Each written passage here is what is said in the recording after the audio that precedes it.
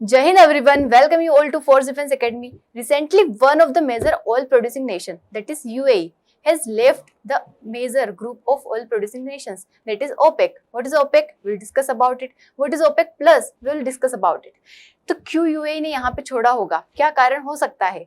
क्या इसका कॉन्फ्लिक्ट है इन सभी के साथ, या फिर पहले किसी ने ऐसा किया है कि organisation of petroleum exporting countries वाला जो ग्रुप है उसको किसी ने लीव किया है? तो हम सबके बारे में डिस्कशन करने वाले हैं।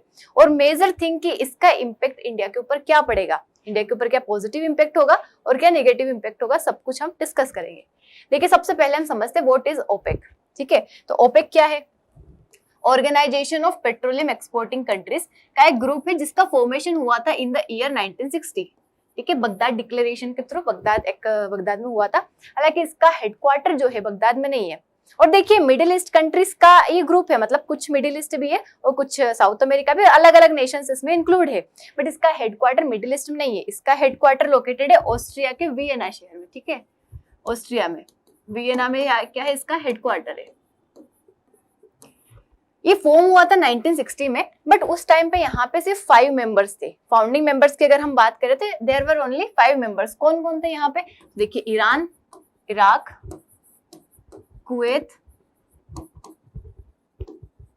सऊदी अरेबिया और वेनेजुएला। ठीक है, 5 मेंबर्स थे यहाँ पे 1967 के टाइम पे। देखो, यूएई फाउंडिंग मेंबर नहीं है, ठीक है, जिसने अभी एग्जिट किया है। 1967 के टाइम पे यूएई इसका मेंबर बनता है और फिर धीरे धीरे इसके अंदर कई सारे नेशंस इंक्लूड होते हैं और आज के टाइम पे यहाँ पे 12 मेंबर्स हो चुके हैं। और यूएई के एग्जिट करने के बाद अब यहाँ पे मेंबर हो चुके हैं 11। ठीक है, 12 मेंबर्स अब 11 हो चुके हैं। तो ये ग्रुप बनाया क्यों गया था? What was the reason behind it? तो देखिए, इसके पहले मतलब before the formation of this OPEC group क्या हुआ करता था कि जो ऑयल के प्राइसेस है और सब कुछ रिलेटेड टू ऑयल कौन करता था? Western companies.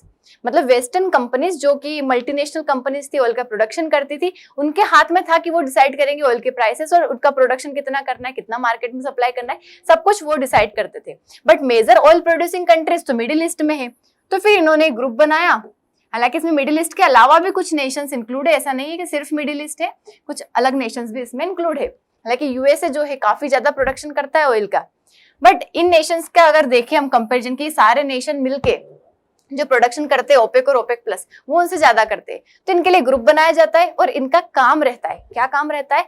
To control the oil prices, मतलब ग्लोबल ऑयल प्राइसेस को कंट्रोल करना। कैसे कंट्रोल करेंगे ग्लोबल ऑयल प्राइसेस को? ये फॉर एग्जाम्पल, लाइक मार्केट में जब किसी चीज की डिमांड बढ़ती है तो ऑटोमेटिक उसकी प्राइस बढ़ जाती है।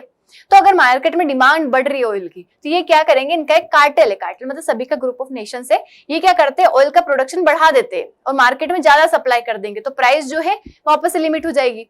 अगर मानो सप्लाई कम हो गया है तो ये वापस से सप्लाई बढ़ा देंगे, डिमांड बढ़ रही है तो सप्लाई बढ़ा देंगे, ताकि प्राइस को क्या कर सके? मेंटेन कर सके। मतलब ग्लोबल ऑयल प्राइसेस को ये एक पर्टिकुलर एक लिमिट में रखते हैं। ऐसा नहीं कि बहुत ज्यादा प्राइस चली जाए या फिर बहुत कम प्राइस हो जाए, उसके अकॉर्डिंग ये सेट कर लेते हैं, उसके अकॉर्डिंग अपना प्रोडक्शन करते हैं। भले किसी की भी लिमिट कितनी भी हो, बट इसके अंदर एक कोटा सेट किया जाता है। ठीक है, एक कोटा डिसाइड किया जाता है और उस कोटा के अकॉर्डिंग ही क्या होता है? यहाँ पे प्रोडक्शन होता है कि इतना ही आप ऑयल प्रोडक्शन कर सकते हो और इसी प्राइस पे आप सेल कर सकते हो, ऐसा यहाँ पे डिसाइड किया जाता है। उसके साथ ही कितना प्रोडक्शन करना है, ठीक है, प्राइस के साथ प्रोडक्शन, यही कोटा वाला सिस्टम ये डिसाइड करते हैं, ताकि पूरे वर्ल्ड में क्या रहे, इसका यहाँ पे सिस्टम बना रखे। एक यूनिटी के साथ काम करते, सारे नेशन एक ही जैसा काम करेंगे। हालांकि इसमें जो लीडर का काम करता है वो काम करता है सऊदी अरेबिया, मतलब वो एक प्रोडक्शन भी सबसे ज्यादा करता है। मतलब सबसे ज्यादा प्रोडक्शन अगर इन सब में करता है तो सबसे ज्यादा शेयर है सऊदी अरेबिया का। That's why Saudi Arabia is leading this group. मतलब काइंड ऑफ कह सकते हैं कि इसके यहाँ पे सबसे ज्यादा बात मानी जाती है और इसके अकॉर्डिंग ही डिसीजंस लिए जाते हैं। और यही अभी यूएई को पसंद नहीं आ रहा था। ठीक है, यूएई का एग्जिट का कारण क्या बना? ये सब अच्छा चल रहा था कि हाँ अच्छा है, प्राइसेस का कंट्रोल है, प्रोडक्शन है, बट यूएई ने क्यों एग्जिट किया यहाँ पे? तो इसका कारण है, देखो एक चीज और बता देती हूँ इसके पहले, यूएई को कारण से पहले हम ओपेक प्लस की भी बात कर लेते हैं। देखिए, ओपेक की हमने बात करी, अब ओपेक प्लस ग्रुप जो है ये बनाया जाता है 2016 में। अब इसमें जो है ऑलरेडी ओपेक के नेशन तो रहेंगे ही सही, बट साथ में कुछ और 10-12 नेशंस इसमें इंक्लूड हो जाते हैं, जो कि लाइक रशिया हो गया, बहरीन हो गया, अजरबैजान हो गया, ऐसे कई सारे नेशंस इसमें इंक्लूड हो जाते हैं। और ये सभी मिलके क्या करते हैं? ग्लोबल ऑयल प्राइसेस और प्रोडक्शन और इन चीजों का कंट्रोल करते हैं, मतलब ये कार्टेल में बन जाते हैं। और इसलिए लाया गया था क्योंकि यूएसए का जो एक मतलब प्रोडक्शन ज्यादा है, और उसकी ही बातें मानी जाएगी, मतलब उसका कंट्रोल रहेगा ताकि उसको हम कम कर सके, इसलिए इन लोगों ने ये ग्रुप बनाया था। अब देखिए यूएई के एग्जिट की हम बात करते हैं कि why UAE has been exited. तो यूएई के एग्जिट का कारण क्या है, क्या रीजन है इसका? तो पहला रीजन तो यही है कि the quota which was decided by Saudi Arabia, कि तुम्हें इतना ही प्रोडक्शन करना है। देखो यूएई की कैपेसिटी काफी अच्छी है, मतलब among the OPEC nations UAE is like up to 10 to 12% जो है प्रोडक्शन करता है। इसका 3 मिलियन बैरल पर डॉलर की इसकी कैपेसिटी है, और उसके अलावा भी इसके पास काफी ज्यादा कैपेसिटी है जो कि सिर्फ यूं ही रखी हुई है, मतलब उसका यूज ही नहीं हो रहा है। उसके पास है कैपेसिटी कि एक दिन में वो इससे भी ज्यादा ऑयल प्रोडक्शन करके पहुंचा सकता है। बट ये जो है कोटा सिस्टम कि हाँ इतना ही करना है तुम्हें, वो लिमिट कर रहा था। And that UAE doesn't want, कि मैं ऐसा नहीं चाहता, वो नहीं चाहता कि मेरे ऊपर कोई रेस्ट्रिक्शन लगाए, उसको ग्रुप में काम नहीं करना था। ही वांट इट्स, मतलब उसकी सोवरेनिटी, उसको ऑटोनॉमी चाहिए उसे, तो इसलिए उसने एग्जिट कर दिया। उसके साथ ही सऊदी अरेबिया के साथ कॉन्फ्लिक्ट, लाइक सऊदी अरेबिया की अलग चीजें हैं, यूएई की अलग चीजें हैं। सऊदी अरेबिया कहता है कि हमें क्या रखना है, प्राइस को मैक्सिमाइज रखना है, प्रोडक्शन को कम रखना है, मतलब प्रोडक्शन हम कम रखेंगे। वहीं यूएई कहता है कि जितना हमारे पास कैपेसिटी है हम अपनी कैपेसिटी का मैक्सिमम यूटिलाइजेशन करेंगे, ठीक है, जितना हो सके इतना ज्यादा हम क्या करेंगे, प्रोडक्शन करके मार्केट में पहुंचाएंगे, मार्केट सप्लाई को हम इंक्रीज करेंगे। तो ये इनके बीच में फ्रिक्शन है। यही कारण था कि यूएई ने क्या कर लिया, यहाँ से एग्जिट कर लिया, ताकि अब वो अपने डिसीजन खुद से ले पाएगा। एंड मेजर इंपॉर्टेंट थिंग, देखो इस टाइम पे हमें पता है जैसे ईरान यूएसए इन सभी की लड़ाई चल रही है, उस टाइम पे स्ट्रेट ऑफ हॉर्मुज को ब्लॉक कर दिया है। स्ट्रेट ऑफ हॉर्मुज वही है जहां से 20% वर्ल्ड का ग्लोबल ऑयल सप्लाई हो रहा है, ठीक है। स्ट्रेट ऑफ हॉर्मुज से ग्लोबल ऑयल सप्लाई हो रहा है 20%। तो ये जो सप्लाई है अभी के टाइम पे रुका हुआ है क्योंकि स्ट्रेट ऑफ हॉर्मुज तो ब्लॉक हो गई। अब यहाँ पे यूएई के पास एक अच्छा ऑप्शन है, इसके पास एक पाइपलाइन है, ठीक है, इसके बारे में बताऊंगी, हबशान फुजेरा पाइपलाइन। तो उस पाइपलाइन को इसने ओपन कर दिया और वो डायरेक्ट ओपन होती है अरेबियन सी में जाके, ठीक है।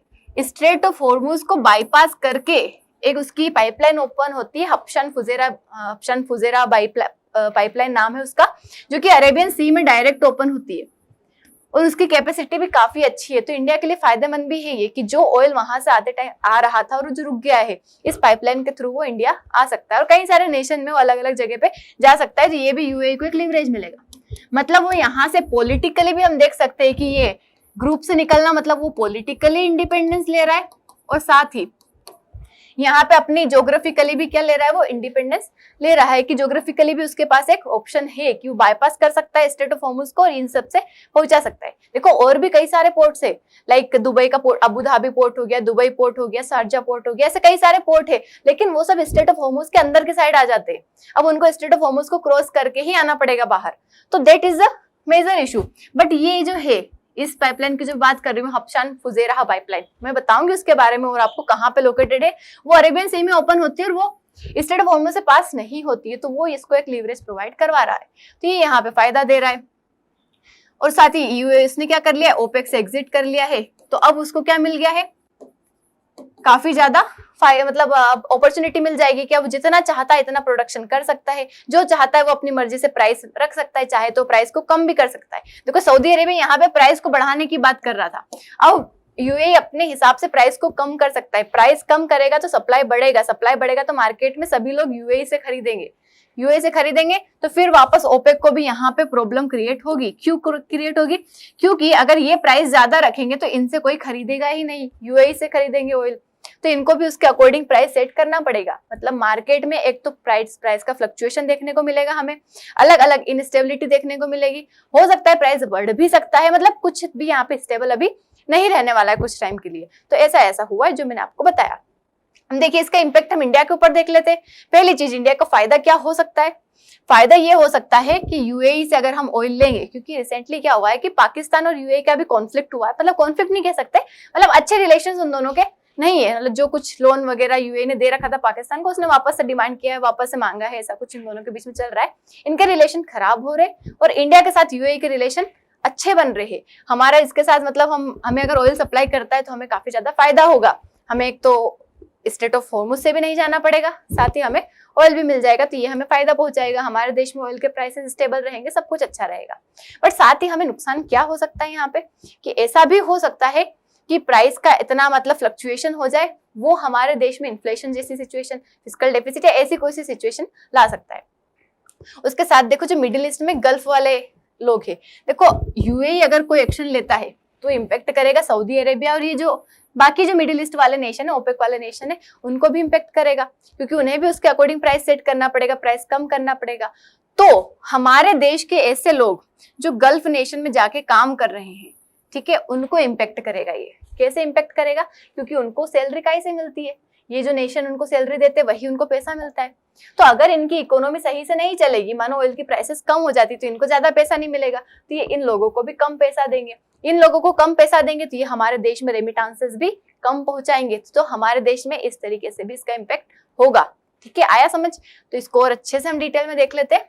ओपेक जिसके बारे में बताया 1960 में बना, वियना ऑस्ट्रेलिया में इसका हेडक्वार्टर है। इसमें 5 नेशन ने फाउंडिंग मेंबर्स थे, उसके बाद इसमें 12 नेशन है। यूएई के एग्जिट के बाद यहाँ पे 11 मेंबर्स रह जाएंगे। इसका ऑब्जेक्टिव है ऑयल प्रोडक्शन पे कंट्रोल करना, प्राइसेस पे कंट्रोल करना और देखना प्रोड्यूसर का इंटरेस्ट किस तरीके से उनका कैसे कैसे फायदा हो सकता है। कार्टेल में ये काम करते हैं। ओपेक प्लस, ओपेक के साथ बाकी और नॉन ओपेक प्रोड्यूसर्स भी है। रशिया इसमें की एडिशन है।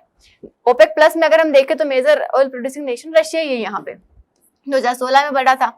इसका काम यही था कि कोऑर्डिनेट करेंगे प्रोडक्शन कट, मैनेज करेंगे ग्लोबल सप्लाई की जो प्राइस है, डिमांड है, सब चीजों को हम बैलेंस बना के रखेंगे। ओपेक अकेले से ही ज्यादा पावरफुल है क्योंकि इसमें ज्यादा नेशन है ऑयल प्रोड्यूसिंग वाले। अभी यूएई ने क्या कर दिया है कि वो एग्जिट कर देगा ओपेक से, मतलब ये May 1, 2026 से इफेक्टिव भी हो गया है। ठीक है, यूएई वही नेशन है जो कई टाइम से, मतलब वो 1967 के टाइम से अराउंड 60 ईयर से यहाँ पे मेंबर है।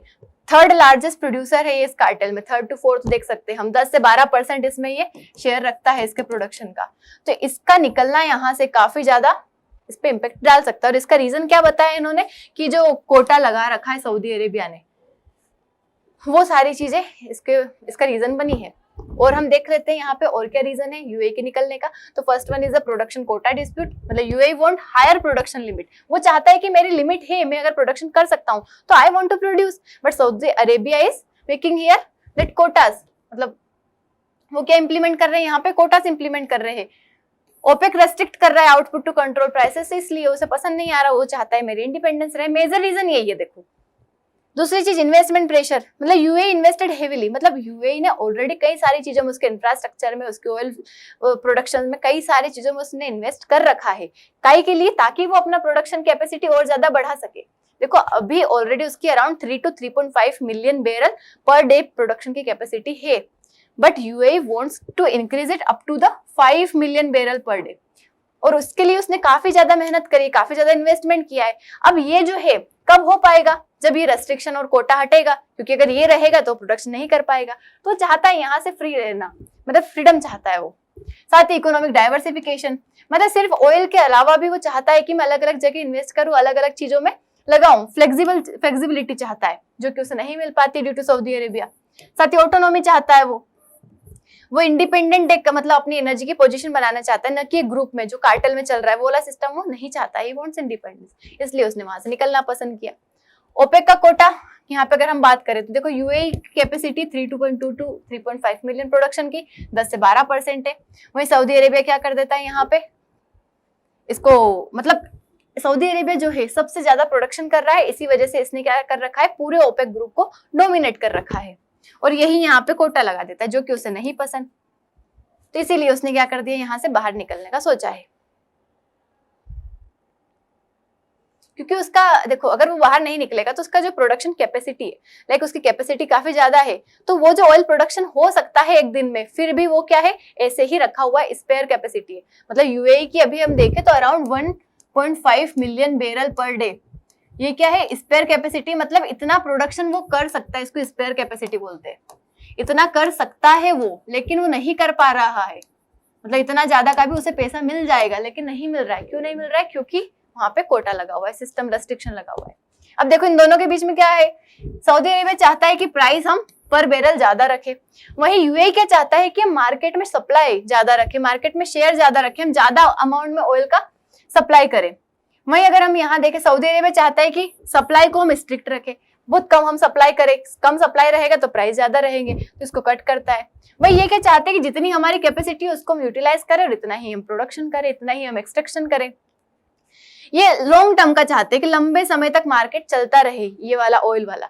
बट यहीं पे यूएई क्या चाहता है कि रैपिड, मतलब उसको इंस्टेंट क्या मिल जाए, पैसा मिल जाए, ताकि बाद वाली चीजों को वो क्या कर सके, फंड कर सके। देखो यूएई को अब दिख रहा है कि मतलब उसको लगता है, इसका एक अलग रीजन भी हो सकता है कि आज के टाइम पे सबको दिख रहा है कि अब ऑयल जो है वैसे तो इम्पोर्टेंट भी, बट इसने सोचा एक बार इसको सेल करके खत्म करते दूसरी चीजों में इन्वेस्ट करेंगे, ऐसा कुछ हो सकता है उसका प्लान।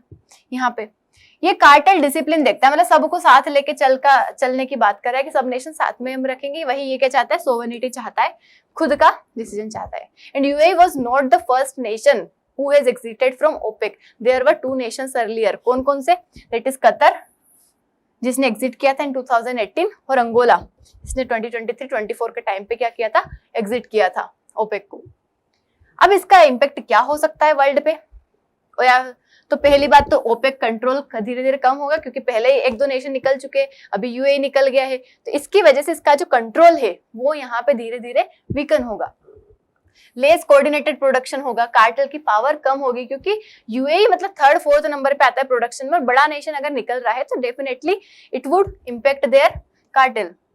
सही थी। Oil prices volatility, price fluctuate करेगी ज्यादा, मतलब प्राइस का बढ़ना घटना वो सब यहाँ पे इम्पैक्ट करेगा। साथ ही इंडिपेंडेंट प्रोड्यूसर्स जो है, क्योंकि देखो यूएई बाहर निकला, आप कोई और देखेगा वो सोचेगा हम भी अपना इंडिपेंडेंट प्रोडक्शन करेंगे, why would we follow that OPEC group, ऐसा कुछ किसी और ने सोच लिया तो धीरे धीरे इंडिपेंडेंट होने की कोशिश करेंगे। तो इस वजह से इंडिपेंडेंट प्राइसेस, मतलब सब अपने अकॉर्डिंग प्रोडक्शन करेंगे, अपने अकॉर्डिंग सप्लाई करेंगे, सारी चीजें अपने अकॉर्डिंग करेंगे, तो इंडिपेंडेंटली ये काम करना बढ़ जाएगा। और पावर शिफ्ट, इन्फ्लुएंस शिफ्ट होगा, ओपेक प्लस लीडर मतलब दूसरे लीडर्स लाइक रशिया हो गया, बाकी दूसरे लीडर्स जो है उनके पास पावर जाएगी। ओपेक के ऊपर क्या इम्पैक्ट होगा इस चीज का, यूएई के निकलने से? तो उनकी यूनिटी कम हो रही है, क्योंकि उनका एक मेजर मेंबर जा रहा है। इंटरनल डिसएग्रीमेंट्स बढ़ेंगे, क्योंकि हर कोई जिस तरीके से यूएई ने डिमांड करी, इट इज पॉसिबिलिटी कि बाकी नेशंस भी डिमांड कर सकते हैं यहाँ पे। उसके साथ ही वीकन हो जाएगी एबिलिटी को, प्राइस को कंट्रोल करे, कोटा लगाए, वहां पे फ्रेगमेंटेशन का प्रॉब्लम, लाइक सबका डिवाइड होने का प्रॉब्लम, ये यहाँ पे फेस करना पड़ सकता है। If you talk about India, देखो एक तो लोअर प्राइस हो सकता है, बार्गेनिंग पावर इंडिया के पास बढ़ सकती है कि हमें कम प्राइस में ऑयल मिल जाए। देखो अभी की अगर हम बात करें तो जनरली तो हम रशिया से ऑयल ले रहे थे, बट अभी जब हमारी यूएसए से डील चल रही थी कुछ टाइम के लिए, यूएसए से हम बात कर रहे थे, यूएसए से एक डील करने वाले थे, तो उस टाइम यूएसए ने हमसे कहा था कि हम क्या करें, ऑयल का प्रोडक्शन, मतलब ऑयल का जो ले रहे हैं, इंपोर्ट कर रहे हैं, वो रशिया से हम कम कर दे। तो उस टाइम हमारा थोड़ा सा ग्राफ ऐसे गिरा था, पहले तो बढ़ रहा था, फिर उस टाइम पे थोड़ा गिरा था, और वापस हमने क्या कर लिया, ऑयल का प्रोडक्शन फिर से बढ़ा दिया था रशिया से, और अभी के टाइम पे फिर से थोड़ा सा कम हुआ है, तो हम यूएई से ले सकते हैं इस टाइम पे। नेगेटिव इंपैक्ट यहाँ पे क्या हो सकता है कि price volatility, inflation, fiscal deficit, ऐसी कुछ प्रॉब्लम हमें फेस करना पड़ सकता है। वही इंडिया देखो 85% अराउंड अपनी ऑयल की नीड जो है लेता है, बाहर वाले नेशन से लेता है। तो बाहर अगर कुछ भी, बाहर मतलब आउट ऑफ इंडिया अगर कुछ भी प्रॉब्लम होती है, कुछ भी लाइक प्राइस बढ़ना घटना, फ्लक्चुएशन प्राइस का, वोलेटिलिटी, ऐसी कुछ भी चीजें होती है, तो डायरेक्टली इनडायरेक्टली इंडिया को इम्पैक्ट करता है। और यूए की कैपेसिटी क्या है, 3.5 मिलियन बैरल पर डे, और उसका एम है, मतलब उसका गोल है कि by 2027 it would increase up to $5 million, मतलब मिलियन बैरल पर डे तक वो बढ़ा देगा। अब देखो इसकी जो मैंने बात करी थी कि पाइपलाइन, हबशान फुजेरा पाइपलाइन जो है, अभी क्या कर रहा है यूएई, पॉलिटिकली भी उसने इंडिपेंडेंसी को चुना है, और साथ ही ज्योग्राफिकली भी वो इंडिपेंडेंट बनना चाहता है, वो अपनी पाइपलाइन खुद से जोड़ रहा है। वहीं यहाँ पे उसने ओपेक ग्रुप को लीव कर दिया है। अब देखो ये स्टेट ऑफ होर्मुज हमने देखा, 20% ऑयल को यहाँ पे क्या करके रखा है, इसने कंट्रोल करके रखा है, तो यहाँ पे काफी ज्यादा वल्नरेबिलिटी है। और हमारे मतलब यहाँ पे यूएई के पास दूसरे पोर्ट भी, जैसे अबू धाबी हो गया, शारजा हो गया, दुबई हो गया, बट इनको भी अगर पास होना है तो they have to cross the strait of Hormuz, वो सबसे बड़ी प्रॉब्लम यहाँ पे क्रिएट कर रहा है। दैट्स वाई यूएई उसको क्या मिल गया यहाँ पे, एक पाइपलाइन, जो कि हबशान जो ऑयल फील्ड है उसको यहाँ पे फुजेरा जो ऑयल पोर्ट है यहाँ पे कनेक्ट कर रही है, directly it is opening in Arabian Sea, और अरेबियन सी में ओपन हो रहा है, तो ये हमें भी काफी ज्यादा बेनिफिट पहुंचाएगा। ये 360 किलोमीटर के अराउंड डिस्टेंस है, कैपेसिटी इसकी 1.5 to 1.8 बैरल पर डे है, मिलियन बैरल पर डे, मतलब सोचो इतनी कैपेसिटी है। हालांकि हम कह सकते हैं कि इसका फायदा होगा, काफी ज्यादा होगा, but it can not bypass, मतलब पूरी तरीके से इस चीज को नहीं बाईपास कर सकता है, मतलब अभी हाँ ठीक है इतना कर देगा, लेकिन इसकी कैपेसिटी बहुत ज्यादा है स्ट्रेट ऑफ होर्मुज की, और काफी ज्यादा यहाँ से ऑयल सप्लाई होता है, तो उसको पूरे का ऐसा नहीं है कि पूरा ये ऑयल यहाँ से निकल जाएगा। इसकी कैपेसिटी होती है कि एक दिन में इतना ही कर सकता है ये। अगर इसे बढ़ाना, ऐसा नहीं कि एक दिन में 5 तक बढ़ा देगा, 5 मिलियन बैरल पर डे तक बढ़ा देगा, ऐसा कुछ नहीं कर सकता ये 1-2 दिन में। इसके लिए अगर हम नई पाइपलाइन भी बनाते हैं या फिर वो नई पाइपलाइन भी बनाता है, to take a long time, जिसके बाद वो बन पाएगी, तो उसको कंप्लीटली नहीं कर सकता। बट हाँ, अभी के लिए टेम्परेरी काफी अच्छा सोल्यूशन है और हमारे लिए भी ये बेनिफिट पहुंचाएगा। ठीक है, तो ये अभी हुआ है, आई होप आपको समझ आया होगा क्या हुआ है, क्या हो रहा है, किस तरीके से इंडिया को इम्पैक्ट करेगा। आपकी क्या राय है इस बारे में कमेंट में जरूर बताना है। अगर वीडियो अच्छा लगा है तो लाइक शेयर सब्सक्राइब जरूर करना है। Thank you so much. जय हिंद।